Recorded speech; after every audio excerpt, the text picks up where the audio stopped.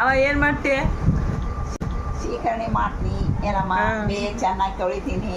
ಇವತ್ತು ಮೊಮ್ಮಗೊಂದು ಹುಟ್ಟಿದ ಹಬ್ಬ ಇದೆ, ಅದಕ್ಕೆ ಸೀಕರಣೆ ಚಪಾತಿ ಮಾಡ್ತೀವಿ. ಸೀಕರಣೆ ಅಂದರೆ ಮಾವಿನ ಹಣ್ಣಿಂದ ಮಾಡೋಂಥ ಒಂದು ಸ್ವೀಟು.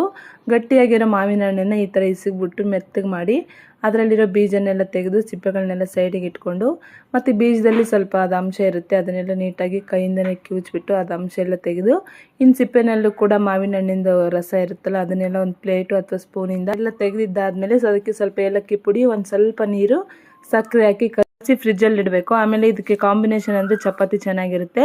ನಾರ್ಮಲಾಗಿ ಚಪಾತಿ ಯಾವ ಥರ ಬೇಕಾದರೂ ಮಾಡ್ಕೋಬೋದು. ನಮ್ಮ ಮನೇಲಿ ಈ ಥರ ಲೇಯರಾಗಿ ಬರಲಿ ಅಂತೇಳ್ಬಿಟ್ಟು ಟ್ರಯಾಂಗಲ್ ಶೇಪಲ್ಲಿ ಫೋಲ್ಡ್ ಮಾಡಿ ಒಳಗಡೆ ಎಣ್ಣೆ ಎಲ್ಲ ಹಚ್ಬಿಟ್ಟು ಮೇಲೆ ಇಟ್ಟಾಕಿ ತೀರ್ತೀವಿ.